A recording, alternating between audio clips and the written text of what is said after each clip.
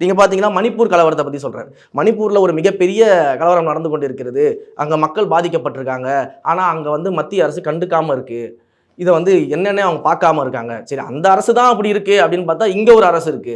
வேங்கை வயல்ல வந்து இதுவரைக்கும் எந்த நடவடிக்கையும் எடுக்காம இருக்கிறாங்கன்னு சொல்றாரு. ஆனா அதை எப்படி தவறா அவங்க பேசுறாங்க? அக்கா கனிமொழி அவர்கள் ஒரு பேட்டி குடுத்திருக்காங்க. அதையும் இதையும் ஒப்பிட்டு எப்படி பேச முடியும்ன்றாங்க. அவர் எங்க ஒப்பிட்டு பேசினாரு? அவர் மணிப்பூர் போல தமிழ்நாடு இருக்குன்னு சொல்லியிருக்காரா? சொல்லலையே. இல்ல மணிப்பூர்ல நடந்தது போல நீங்க வந்து வேங்க வயல்ல பண்றீங்கன்னு அந்த கம்பேரிசன் பண்ணியிருக்காரா? இல்ல. அங்க ஒரு அரசாங்கம் அப்படி இருக்கு. அதுதான் அப்படி இருக்குன்னு பார்த்தா, இங்க ஒரு அரசாங்கம் இப்படி இருக்குன்றத அவர் சொல்றாரே தவிர்த்து, அவர் கம்பேரிசன் பண்ணல. சோ இது போன்ற அவர் சொல்லக்கூடிய ஒவ்வொரு விஷயத்தையும் வேறு வகையாக மாற்றி மக்கள்ட்ட கொண்டு போய் முயற்சி செஞ்சுக்கிட்டு இருக்காங்க. அதுபோல தான் இந்த கூட்டணி விஷயமும். அவர் வந்து கூட்டணிக்கு வாங்கன்னு ஒண்ணும் கம்பல்ஷன் பண்ணி, பிரஷர் பண்ணி, அதற்காக தான் இந்த விழாவை எடுத்தது போல வந்து ஒரு கட்டமைப்பு உருவாக்குறதுலாம் வந்து ஒரு விஷயமே கிடையாது. இதெல்லாம் வந்து மக்கள் மக்கள் பார்த்துட்டு இருக்காங்க. அவங்களுக்கு தெரியும். ஆனா இந்த விழா வந்து எங்களுடைய கொள்கை தலைவர் டாக்டர் அம்பேத்கர் அவர்கள். அவர்களை தூக்கி பிடிப்பது எங்களுடைய கடமை. அதே போல இன்று களத்தில் அண்ணன் திருமாவளவன் அவர்கள் அம்பேத்கரை உயர்த்தி பிடித்துக் கொண்டிருக்கிறார்.